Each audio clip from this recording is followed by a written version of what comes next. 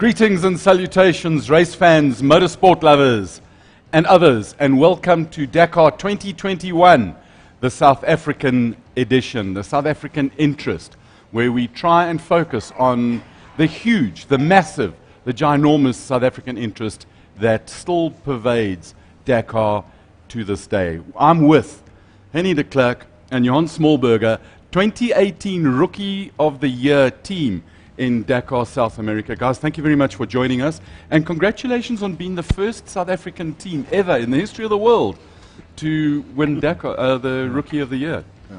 Yeah, it was me and Gerard. Johann did Dakar with me this year. So Gerard was the 2018 navigator. But he can pretend to be Gerard. Pretend. I mean, I'm a bit short for that. But never mind the facts. We'll bring you a damn good story. Yes. And we also joined by our sidekick, Andrew Horn, the Horn Dog in Joburg.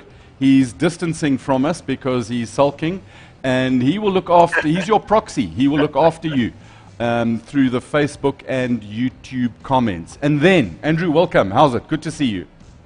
How's it, Colin? Good to be with you guys. Sorry I can't be there.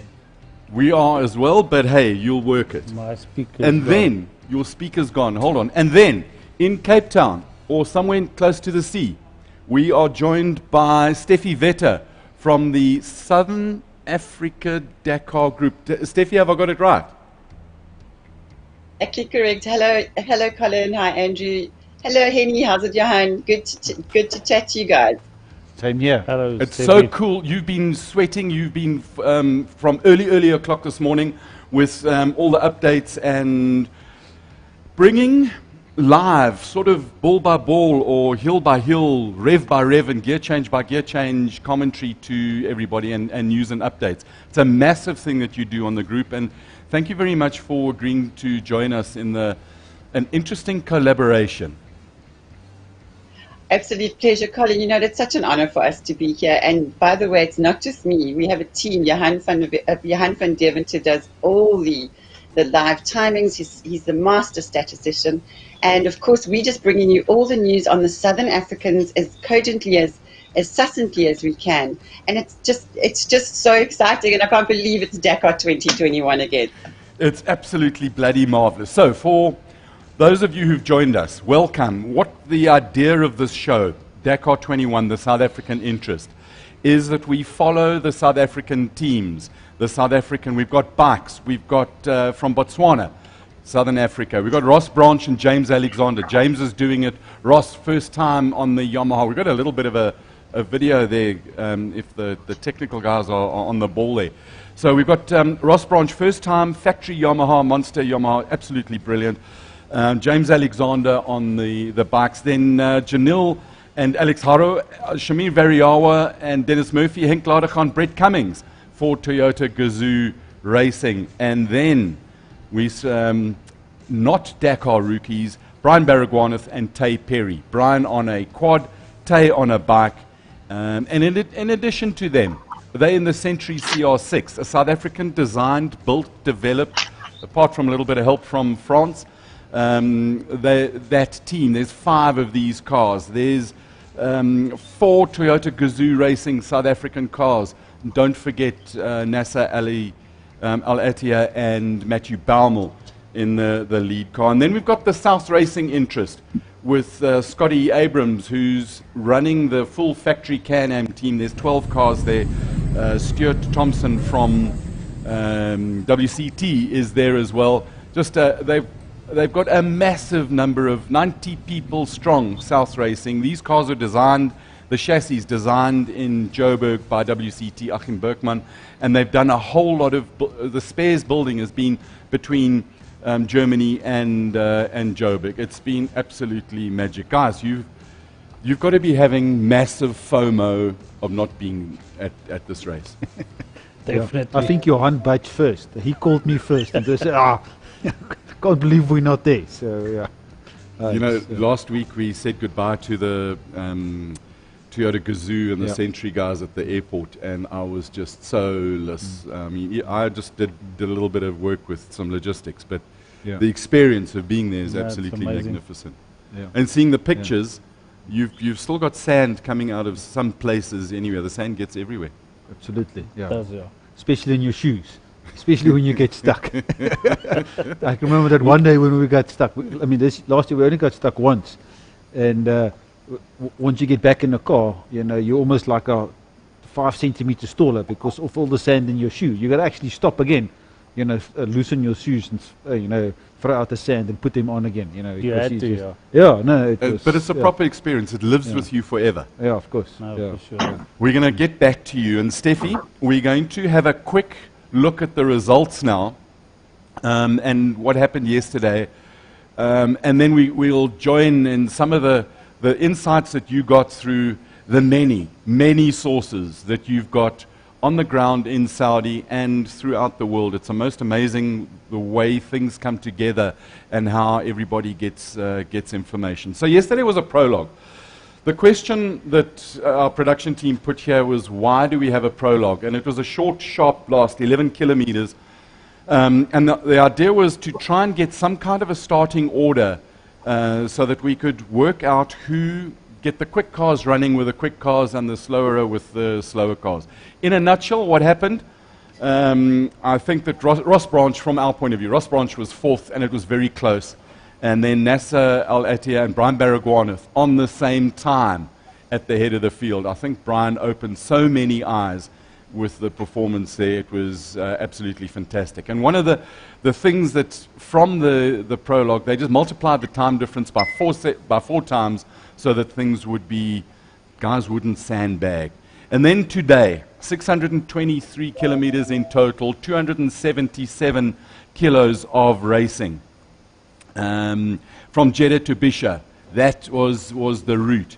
And it was essentially it was rocky, it was a bit of a tough track. And we knew that from last year was a little bit of a rush to get Dakar ready, Saudi Arabia ready for Dakar and finding interesting routes. But they had a lot more time to take some of the good things from last year and some of the issues from this year. And there's a noise in my ear that's unbelievable. But it's gone away, I think. I don't know. So what they were doing, they looked for better routes. And one of the things that came out is, because you know that the organizers are busted guys, and navigation was the issue. And they decided to make navigation super, super difficult. And we saw that had massive impacts on everybody today. A number of people getting lost. And when we say lost, it's not that they didn't know where they were. They weren't able to find the waypoints. How difficult is it to actually find these waypoints when the organizers are being busted guys? Well, if you lose your way in the book, we had the book in the beginning, and afterwards they start giving us electronic information. It can be a battle. And you've got you sitting scrabbling to find your way in the book, and so you've got that pressure that's on yourself, and then your driver is wada. He's not happy with you at all. So there's a bit of tension in the car. That's why he sits so far from me.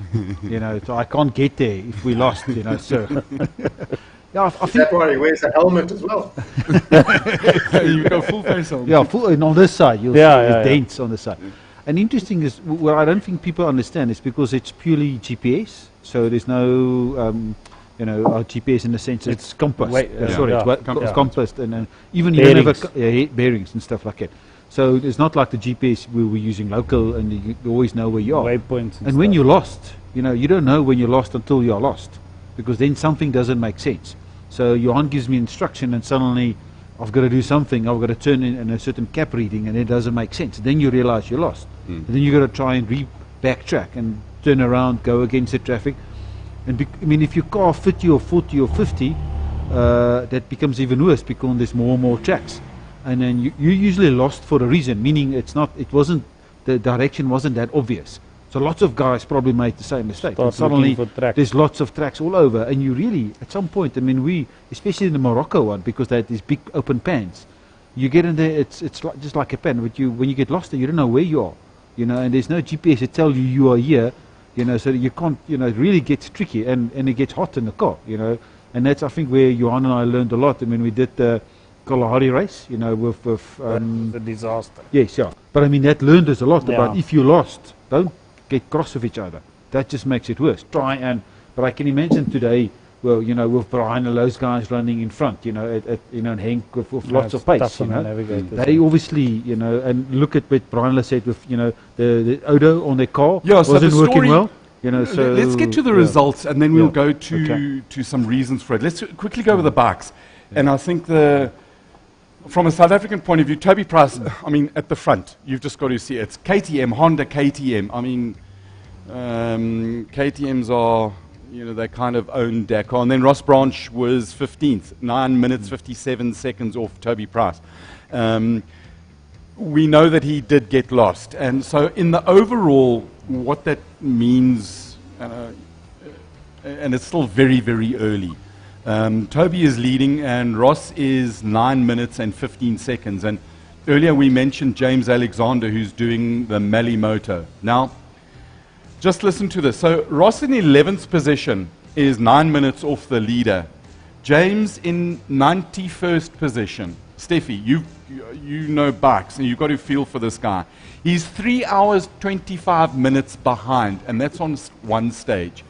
And Mali Moto, just to remind us all, these are the guys, they've got a steel trommel about so big, and that's it. They've got to ride the bike, fix it in the evening, then go and sleep, and then prepare the bike, and then go and ride again. And they give their trommel into the truck, and the truck takes it. Stephie, from a bike point of view, what was coming out from the guys with, they've all got the electronic, or the top guys have got the electronic notebooks that they only get 30 minutes, 20 minutes before the start. 10 for the cars, 20 bikes. I mean, you've got to help the bike guys a little bit. So what was coming out from the guys today, Stephie?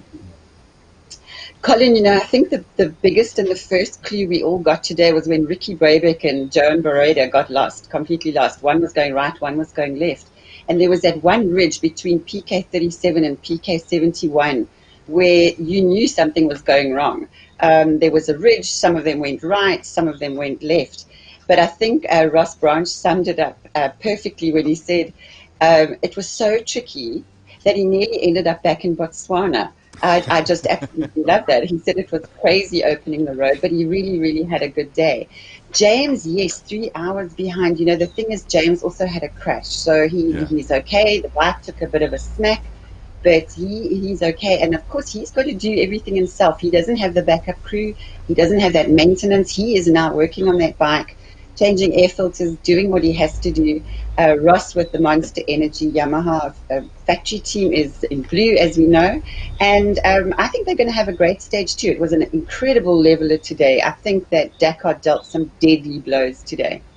I also think that it was a bit of a snort clap from the organizers to say, oi, take this navigation very seriously and back off just a little bit and make sure that you get your waypoints right, get the navigation. You're going to lose far less than if you're pinning it and get lost. Yeah, absolutely. I mean, even James said in the lava fields, I mean, he had some choice French words when he was going through there. It was enormously rough. I mean, it was just, I think that a lot of the cars had punctures. We know that they had punctures there. I think in that rocky lava field was where Brian had a puncture as well. So, I think they've made it really, really tricky, but they're proving their mettle. This is the Dakar Rally, and they've got to choose a new route, which they've done enormously well under extraordinarily difficult circumstances with COVID. And, I think the guys are going to have to think about what they're doing and tap off a bit. Their nav is going to have to be absolutely on point. If today was anything to go by, tomorrow's loop, which is a long, long stage, 470 odd kilometers, they're going to have to really have their varkies op hok. And then also combine that backing off that they have to do, combine that with just on the bikes again, where they've all limited in top speed to 180 k's an hour, and they've only allowed 6 back tires for the whole bikes race. are 130, the cars are 180. The bikes are 130. That's why we bring experts in here, because I know nothing. We'll take you with I next think time. Hennie can tell us that 180 in a car is more than enough as well through those tunes. No, it isn't. Yeah. On the car side, and we'll get to the cars, Stephie, just from a bike point of view, and you are so close, I'm blown away at the sources that you've got and the level of stuff that comes in, and it's a privilege to have you here and have you teach us, teach me specifically, because I know 2 for 5 of nothing about bikes. So Ross, 11th is not a disaster, but 9 minutes is behind. Even though we've got another 14 stages to go, 13, whatever.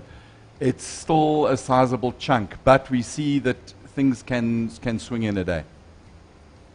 Colin, the thing is, it's all going to be about strategy now. They only allowed those 6 tires. So it's going to be about tire management. It's going to be about how they actually strategize going forward. 9 minutes isn't a lot. He's just got to hang in there, do what he does best, keep his head, and Ross will be fine. He's going to get that time back. I have absolutely no doubt of it. He's in my book, he's one of the top riders at the Dakar. He's only 1 position behind Andrew Short. He's a brilliant rider from America. So I have no doubt that Ross is going to absolutely be on the podium. I'm going to put my head on a block right now.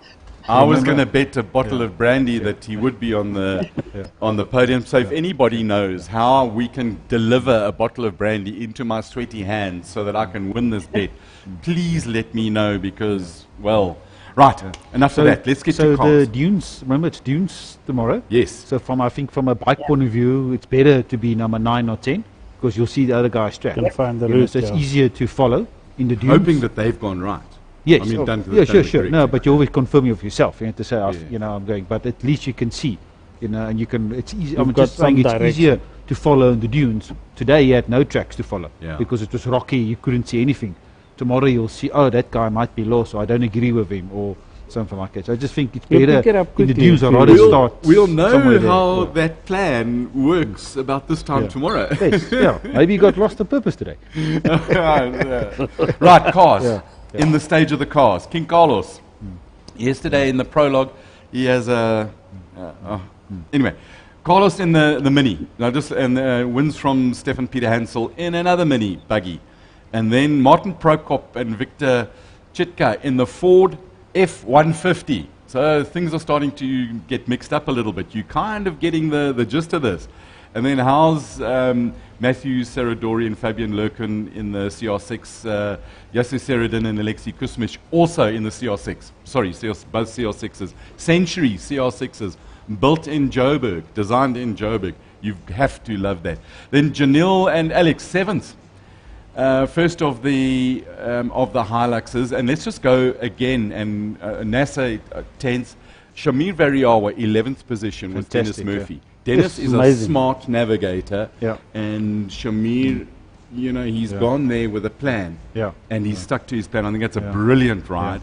And if you see how he struggled in 2019, they came halfway, they were finished, but he's really learned, from there, and I really appreciate, I think really it's a proper mature ride, proper Yep. mature Yes, race. no, phenomenal, No, yes. very, very clever.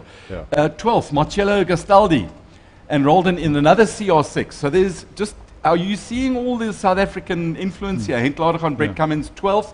And then 21st, Brian Baragwanath, Tate Perry in the CR6. 23 minutes, 53 seconds. And in 22nd position, the might of the BRX Hunter, Sebi Loeb and Daniel Elena. So Baragwanath beats the Hunter, which I think is bloody lacquer.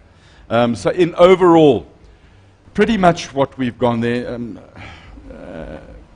Janil in 7th, then Nani in a Hunter, Nani Roma 8th, Shamir 11th, and Henk 13th, Brian Baragwanath 21st. Henk did well. Henk did very, very well. So what happened? So absolutely. He might become the second rookie.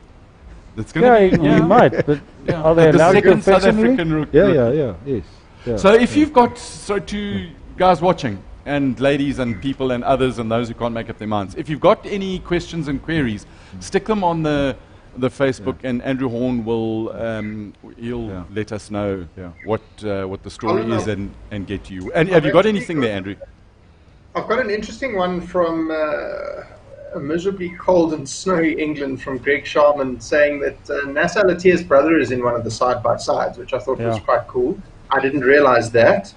And then on the South African Dakar Group, loads of people agreeing with Stephie with regards to how important the navigation is going to be through this Dakar, and how tricky that these new sort of rules with getting the road book so close to the start is.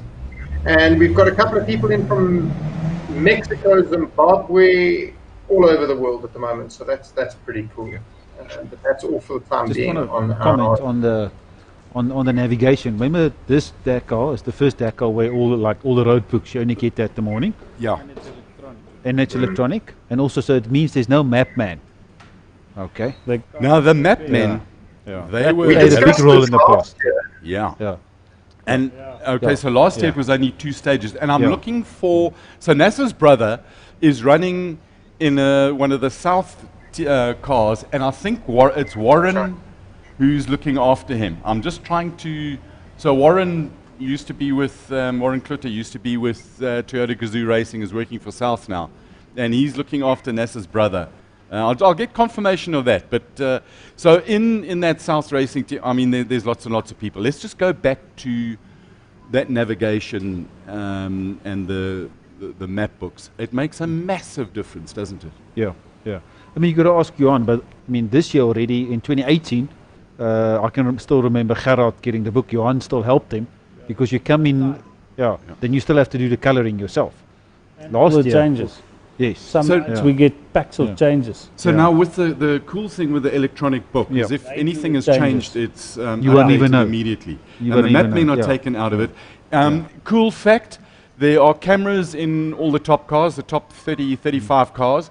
There's a camera that looks from the dash, looks down in front of the co-driver, and another one that looks from the roof down, so they can't, and those cameras are sealed and monitored by the organizers, and you cannot take crib notes in there, you cannot crook, you cannot do anything. And just on that, smartphones as well, they've got a little lockable box, so your smartphone must be turned off and put in the box. The box is sealed, and the seal, you can only get your phone out when you've broken the seal in front of one of the officials, and then you can use the phone. Andrew, more questions and queries?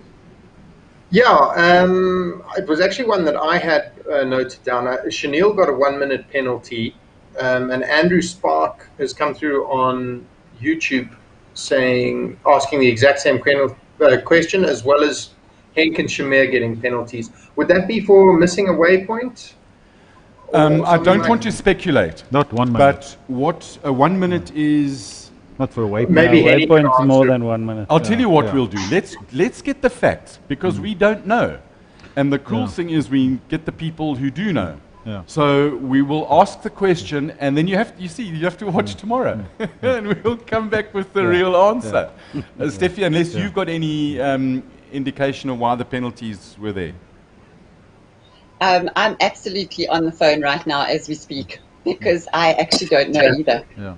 There might have been. It's so cool having. I feel like a duck. Maybe there were speed stages, that can be in possible. between. And then as soon as you go over, I mean, it might be. Remember, they even said for the bikes, there's going to be speed limits to 90 in the dangerous section because of obviously. And in some of the car sections, it's down to 30 k's. Yes, And as soon as you, I mean, you touch 31, and then you get a 1 minute penalty and stuff like that. So that might be for something. Yeah, NASA lost the FIA Cross Country Championship for one little blip. Yes. So you won't get a 1 minute for a waypoint. That will be much more. So it's something like that. They probably had a decontrol section, slowers and what do you call them? That slower sections where you have to. It's still in racing. You're still in racing. Still on the route, but you could for a kilometer. Exactly. I'll tell you what we'll do to answer those questions, Horndog, is we'll find out. We'll get the real facts, and once we've got the facts, then we'll be able to answer it. It's so cool with these lights that come on with the cameras. I want to go back to Brian Baragwanath, Fritzy, and Tay Perry. They got lost 4 times today, and we'll talk about that. And they had one wheel change, and then they had to stop to unclog the radiator. And the reason they had to stop and unclog the radiator is that they'd gone through a locust storm. So have a look at the front of this car, and you get just gives you an idea of the size of these bloody locusts. Wonder what they're eating there. So they had to eat sand, those locusts. I don't know. They're no on their way to vegetation. their I meal. suppose they're like cockroaches. Yeah, They yes, just eat anything and they destroy anything. My wife knows about this locust swarm that's coming to eat up all the vegetables in Africa. Yeah, But there's some rumors about a big locust swarm, in the world at the moment, No, which they can't control. Yeah. They busted Yeah. guys. So going back to why they got lost, and they got lost right in the beginning. It's not bad navigation by Tay. There's a wiring loom that goes in with a plug into the back of the GPS unit that resets everything. And also added one you were thing. talking about getting lost on distance, Yeah. and it got disconnected, and they didn't know where they were. So when you're trying to look, you're looking at pictures that give you a distance of one thing, and your GPS is giving you, or your ODOs are giving you another thing. Your reset pattern is quite important. And It's like- you don't pick it up immediately because you can reset it manually on the screen as well. Yeah. But it's handy if you have it got in your hand, and it happened to us once as well. It got disconnected at the back, Yeah, and it's- then you lose your interim distances, Yeah. and that messes up your navigation. But then you might miss the next instruction. Next Yeah. instruction say at kilometer 50, turn 90 right or 90 cap. And then Yeah. Johann doesn't, you don't know when kilometer When the 50 comes 30 up. stop. Yeah. Or started. Yeah. That's lovely stuff. It's And I not mean, if you ever seen a road book, those Yeah. pictures are, in the dunes, as they tell you, go right at the third dune, but it's all dunes. When you get there, Which so is the third one? It's impossible. and in the middle of the Yeah. day, you Yeah. lose perspective on the Yeah. heights Yeah, of the the dunes light- because So I'm you haven't telling got you, shadows. the Dakar is going to be so interesting now going forward because of navigation, because there's no map man. Remember in the Yeah. past, they had the top guys at the map man. They knew, I can remember Gerard and I when we did the first one. You'll get in, and it's just dunes. There's dunes as far as you can see, and then suddenly the guys turn right. How the hell, you've How got do no they idea know? how did they. But this year, there's no map man at all. So there's no shortcuts. You remember in the past, they, Geniel that 1 year they lost it. They almost won it. But in the last day, they took a shortcut because of the map man, and see they can make up time. I'm and they smiling because I might have been close to a printer Yeah. that was printing maps out, Yes. possibly Yes. in a Okay. South Yeah, African it's facts. Dakar. Yes. Yeah. Yeah. They all used it. Possibly so, having yeah, the yeah. 14 pages, A3 pages Yeah. with Yes, the route yeah. mapped Yeah. out. Andrew, you Yeah. got more stuff for us. Andrew? Andrew, are you listening? With you, Colin. You've got more stuff, apparently. I do. We've got Andrew Spark coming in with more info on those penalties, saying that Henk got 2 minutes. Shamir got 2 minutes. Henk got 4 minutes. So maybe that helps Hennie a little bit try and sort of understand it. You think so? Yeah, definitely. Yeah, I think so. Yeah. Waypoint would be Okay, 30 now- minutes at Yeah. least, 15 Oh, or we'll, 30. really? we'll, Yeah, no, waypoints Yeah. up we'll to send out an our hour. feelers to the people who've got the facts and get the facts. Speculating is, we don't want to do that. So just on Janelle and Henk, they both got 3 flats, 3 punches. And Sorry, I'm interrupting you. How do you start driving? Because where you had it, that 3 flats, 4 actually, last year. When you go to number 3, that's finished, Yeah. There's no space, Then you really drive versigtig. A, We had Yeah. one stage like that. Yeah. Yeah, we had the 4 on the Yeah. one. Remember the last Last 5 kilometers we were on free tires. We had the 4th. no space left. Well, couple that with the disaster that Toyota have had in recent times Yeah. with the tyres and the level of punches. And talking Yes. to Glyn just before you Yes, left, yeah. the biggest worry that he had, Yeah. the biggest single thing Yeah. was the Punches. tyres and the level Yeah. of flats. And Yes. look at Yeah. that beauty. Yeah. It's Yeah. it's kind of like you love that car, don't you, Hennie? 2 With- bits, with my tiny heart. little bit. Oh, we had But a that's good race. another Yes, story yes, for yeah. another Yeah. day. Yeah. Talking The other thing, tyres, Colin, if I can Yes. butt in quickly. Glad you There's a did, question for Stephie with regards to the new rules on the bike tires. Bike tires are 2 tires per stage, and Hennie Finiko asked, do you think this new regulation will have a big effect on the faster bike riders? Definitely. It's You 6 know what, tires that's a for really for the interesting Dakar. question, because I think the whole thing is that there's 6 tires. They're allowed 6 tires. And the fact is, if they manage them correctly, they're going to be okay. But I don't think the top guns are going to hold back. I think they're going to go flat out. They're going to do what they have to do. But the fact is, they only have those 6 tires. So one, I do think it will slow them down to a certain degree. But whether or not it's going to make it safer, I'm torn. But hopefully it's a regulation that's been put in place for a reason, because of the dreadful accidents that happened last year where we lost Paolo and we lost Edwin. So for me, I think it is a good rule. I'm probably opening a can of worms, but let's throw it out there and see what everybody thinks. Okay. But Colin, Johann earlier commented quite rightly. Yeah. They'll probably bring that rule in for the cars at some point as well. Yeah. Yeah. You know, nothing stopping them, because I mean Dakar's not supposed to be easy. No. You know, and if it's a race, and what I like about these new rules, the navigation and the map, man, you know, it gives the Evens the average playing guy. field. Yes, yeah, it takes the top guys, you know, averages, you know, because remember our amateurs don't have the benefit of the map man and a full team And at night, unlimited time. and you know, so if you bringing more rules that makes everybody more equal, like 20 tires. He mentioned 20. It might be more, whatever. You know, our argument say 20 tires for Dakar. Because remember those Nassar and those guys, they get, even they didn't have one puncture. He still gets 4 new tires every day. You know, to start with. So Yeah, it used to be like that last year as well. yes, yeah. No, they put on. So every day they put on. It's 11 days, 12 days. So it's 48 tires, just new one, because he rides every day with new Yeah. tires. Because he doesn't. He might have a Slow small puncher. or a small cut he don't Yeah. see. So if you imagine if you give the cars also 20 tires for Yeah. the Dakar. Somebody once said, or a comment I overheard, and I forget who it was, is drivers who complain that it's too rough Yeah. must Drive rather too use their fast. skills, don't drive so fast. So go a little bit slower. Yeah. So it's one of the, it's that balance Yeah. where you want to be. And also the top teams, you know, the professionals, they can't change the tire type. They can't change the brand Yeah. and the type. So they Yeah. can only, whatever they choose, BFs which is all or BF. Pirellis I or mean, whatever they And choose. you can only use BFs Yeah. because BFs, it's the only yeah. thing you can deflate. Nothing, Yeah, none of the other. Pirellis don't go down at all. Yes, yeah. So they can't have the option of having a rock tire and having a dune tire. No, So they're going to stick with whatever they got. It's been like that. Yes. For Yeah. a bit. I want to quickly go on to the lightweights or the side by sides, and so there's the classes just in cars. T1 are the racing buckies and the ones we know it, the fully modified proper race cars. T2s are the sort of Group N-ish, more standard vehicles where they've got to keep the shell, and there's a bunch of modifications. And then T3 used to be the trucks, but now T3s are the lightweights, which are basically side-by-sides, but T3 are the side-by-side prototypes, and then T4s are the side-by-sides like we have in South Africa. And so we did have in T3 the first woman to win a stage on Dakar since Jutta Kleinschmidt won in the year that she won in an 99. Audi, 1986 in a Volkswagen Touareg, and Janelle won the stage after her.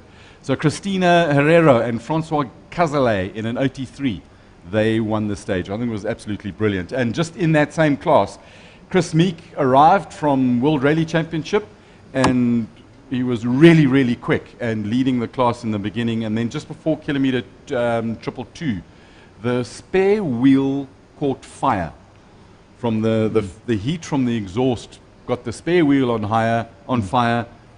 Fire, burn, stop, tears. They'll bring the car back, and he might be able to carry on. Because he's a rookie, he can carry on in the Dakar experience, which is a really cool thing. Yeah. Yeah. And then the top car from South Racing that was Chico Lopez, and he came in fourth. So that's, Stephie, any other thing that jumped out in your mind today from the race, Stephie, at the sea? Absolutely, Colin. I want to go back to that question on the tires, if you guys don't mind, because I'll tell you what, a big shout out to Graham Sharp from Zimbabwe, who's actually watching. Now, Graham Sharp, as you know, was the first Zimbabwean on a motorbike to finish the Dakar Rally in 2020. And one of my very, very special, my mama hen special children. So hi, Graham, and thanks for your input. So Graham's take on this is he believes that tires are going to become a huge factor. Ross and Toby blew a tire on the big sand stages last year, And just today, Graham just sent me a message that Ricky Brabeck was today talking in the HRC wrap-up about holding back because of tyre management. So that's really interesting. And of course, we don't forget Ross wrecked a tyre on every stage. So Graham, so good to hear from you. And thanks for that input. It's really great insights from someone who's actually done the Dakar in Saudi. Yeah, Graham, thanks a stack. Really, really do appreciate it. So, Stephie, you've opened a can of worms with the bike tires, because now I've got another question asking, are the bikers allowed 6 tires or 6 mousses, you know, the sealing mousse, and is there a regulation on the type of mousse they're allowed to use, or puncture-resistant chemical in the tires? Are there any regulations around that? Which I don't know if you can answer, Okay, but perhaps you can track it down for us. Yeah, I'm going to throw that straight out to everyone watching, because I'd love a bit more interaction, because this is what this program is all about. So I know that there's a lot of guys out there that are actually watching. So come on, guys, get those questions in, get your views in, because we want to discuss it. I personally am going with the 6 tires, but I'm going to stop right there. So whoever's out there, Graham, if you're listening, give us a shout, and we take it from there. 100% is a total of 6 tires for the event. But race drivers and racers are quite innovative. And it might be that you can say, well, there was an issue and you know, there's a story, and no doubt the team managers will find a way of schmuckling that. Well, 6 tires. you can imagine that last day or two, depending on team orders, you know, you might have to sacrifice your tire for your I'm teammate. sure they will allow if, that. if Ross is, you know, having a good chance of winning it, you know, some of his whatever teammate might say, well, you know, can't change now, but in the stage, you know, we have to stop, and you know, we have to change back tires, you know. And there's another interesting one on the cars and on the marathon, where I just need clarification on the rule that you're not supposed to swap tires and bits and pieces in amongst each other. I don't know how you're going to police that. You know, and it's always been, motorsport has always been about you help your fellow man, your fellow competitor. So it's going to be a hell of an interesting. Yeah, they might swap tires there. And in does team it, orders. You know, does it that's then? allowed, And to those of you watching, does it then bring back the tire or the water carrier and the spare parts carrier back into a race where you say, right, well, let's take these guys. Sure. They've got to carry tires on their backs as they go along. I mean, it's going to be a hell of an interesting one. If I can jump in here. Yes. I've just had a really interesting insight from Garth Roberts, who, as you know, is the organizer of the Kalahari Rally. And Garth says that mooses don't affect performance that Auger want to limit. The mooses are actually seen as a tube. So it's a new tyre, new moose. So that's really great insight. Thank you, Garth. Yeah, cool. Thanks, Garth. And Garth will be joining us on one of the evenings. And that Kalahari Rally. Kalahari Rally, yes? Definitely. 100%, for sure. 200%. Can we go with you and can we watch? Please. Yes. Yes. So there we go, Kalahari Rally, which follows, Yeah. interesting one, different to the South African Cross Country Series where there's... But phenomenal. It's Great race. cross country racing is out and loop and back to the same place. Kalahari Rally is a trek. It's the closest to Dakar you'll get Yeah. in South Africa. And it's in the desert. Well, dunes. I think we had this debate when we organized, when we had them on about the event. Yeah. Don't worry, Garth's coming to join us. Yeah. They're definitely having a, well, they subject to all the COVID stuff, you know. But obviously last year was cancelled. So they couldn't. I was so looking forward but to it's that. In September this year, so hopefully it will be, And we've got some plans with our technical department. And you'll have a great to go time. there and do the whole thing and follow the rally. And hopefully, because our biggest plan, our dream, Stephie, is to take Raceday to... next year, I don't want to be here. I want to be north of the equator. I want to be in the dunes. I want to be there. So that's our massive dream. I've just laid it out there. And that's we'll what make we're it going to happen. do. Yes. Guys, we are looking at time. Racing is all about time. So we're quite conscious of the time. And Johann, I want to thank you very much, because you drove far. you came from the other side of the mountain and far, far away. You drove more than a day's horse ride to get here, and I really do appreciate the effort It's you a put in. privilege being It's here. a great privilege. And Hennie, thanks for bringing the dogs. It's my side by side. And I've got to say thank you very much to Stephie as well. But before we go, tomorrow, you mentioned it, Stephie, total is 685 kilometers, 457 kilos of racing. So you'll see there's the liaison, the first stage is the liaison. And when you're looking at that, the DSS means Depart Special Stage, because you've got to be half French to follow this lot. And the ASS is arrival at the special stage. And then, so they go from Bisha to Wadi Al Dawesi. Okay. So, and the first dunes. But those dunes are easy. They're not high, and they're far, probably 5 to 10 streets are kilometers. wide. Yeah, it's funny. They've got these dunes, and then, like I said, they're not high, and you can really take them quite quick from the side because they're all virtually the same. And then you got 10 kilometers before you get to the next one. So And it's Hennie, a quick, dune section. What are the risks tomorrow in these dunes? What have they got to watch out for? Well, if you overdrive, and obviously, but because they're not high, you can take them. And if you saw some of the footage last year on those dune section, the top guys, they approached them at a straight angle, and then at number 99, he almost froze the car a little bit to the right, and then he goes over. But they fly over them. So tomorrow is going to be quick stage. I hope Brian should do very well. Yes. Because he's done on the quads and he's done dunes. He knows them and he's got Ty with him.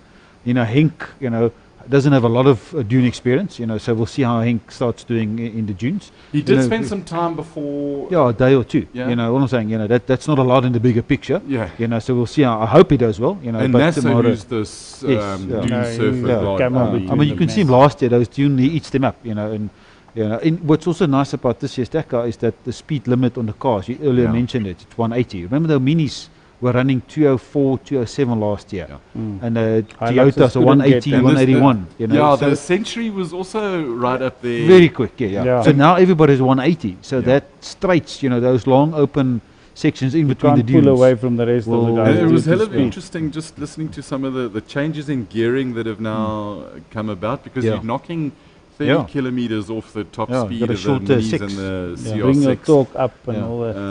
So there's completely different. I think tomorrow we'll also get a much better idea of the pro drive that BRX Hunter, Sebi Loeb, and all my gut feeling is what I'm seeing now, and from what they've done today, is that this year's Dakar is going to be much more difficult, very technical than the one we had last year. Last year we had lots of open sections, flat out 185. You sat there, where they're taking that out. So they want to reduce the average speed that the guys are doing. It was too quick last year. Average speed today was just under 90 k's an hour. Yeah, we were way over 100 k's an hour. Many days. Yeah. So, but the only way they can reduce that speed is making it more technical. So I think this year's Dakar's got a lot of curveballs coming. There's 2 weeks or nearly 2 weeks ahead of us. I think it's absolutely fantastic. Stephie, coming to you. What's your big thing that you're looking forward? What's the bit that excites you the most, apart from it just being Dakar? The thing that excites me most, Colin, is just to see every single one of our Southern African teams and competitors finish the Dakar, get that medal, and of course some silverware. I'm really pulling for some silverware. I know we're going to do it. So many cars built, manufactured, and designed in South Africa. The CR6s are doing so well. I mean, we've got all 5 CR6s in the top 20, which is phenomenal. And obviously, we want Ross on the podium. While I'm on, what I really want from this is that from all of the Southern Africa Dakar Group, we're talking about a really long day in the saddle tomorrow. And our hearts go out to Joey and Meredith Evans. Jenna's had a dreadful accident, and our thoughts and our prayers are with you, Joey and Meredith and the girls. Jenna, you've got this, girl. Let's pull you through it. Let's bring the hope that Dakar 2021 is to your family. Excuse me. And let's just all pull together and collectively give them that positive energy, which will then translate to hope for all of us, because it's going to be a fantastic Dakar. Thank you very much for reminding us about Joey's daughter, Stephie. I think we all echo those sentiments and thoughts, and we know that if she's inherited any a tenth of the fight that her father has, and after what he went through, she's got the mind to make it. So with all our thoughts are with her, and all the very best.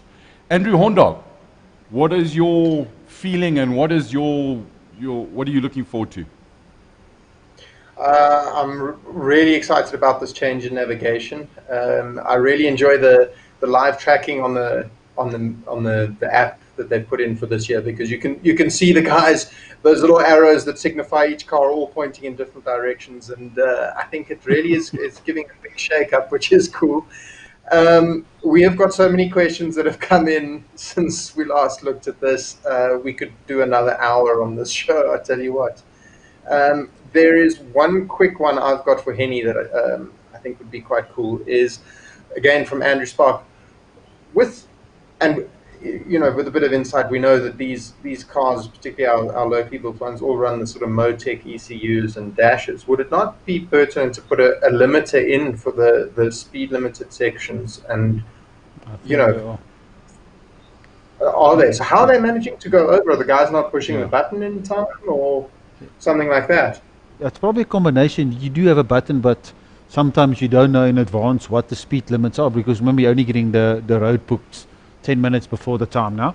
So you won't know if it's a 30, 50 or a 90. And I think you only have two buttons, a 30 and a 50 and so forth. Yeah, we do use them.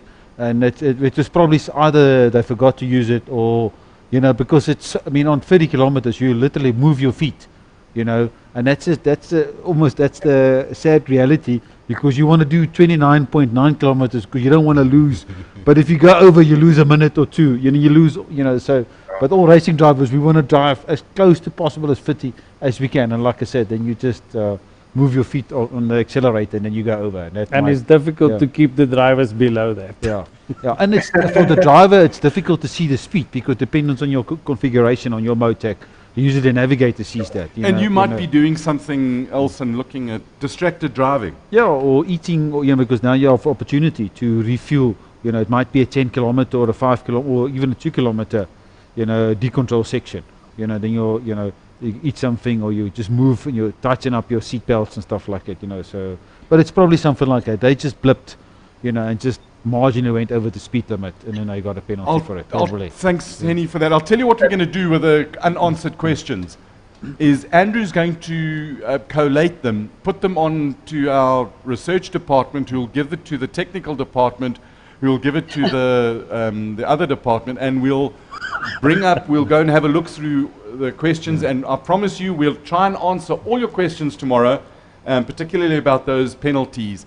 And keep the questions coming, keep the involvement coming, guys. And Hennie, Johann, thank you very much for joining us. Stephie, by the sea, awesome. Enjoy the sea. Andrew, in your cave, the caveman, thank you very much for your hard work. And to the live audience here, thank you very much for joining us and behaving. It's and they really are people here. They clap. There's more than 2 people. You can clap. Come on, clap, make a noise. See, we do have people here. I told you. And then to our legal department for keeping us out of trouble. We thank you very much. To the Boksburg and Benoni Publicity Association, thanks for all your hard work. To technical and production, Henk and Fritz, and the team helping them behind the scenes there. Thank you very much, guys. We do appreciate it. And to you, especially to you at home, thanks a lot for watching. Thanks for engaging us. This is Dakar 2021, the South African experience. Thank you very much. See you tomorrow. Be safe, be lekker, and remember, be kind. Cheers.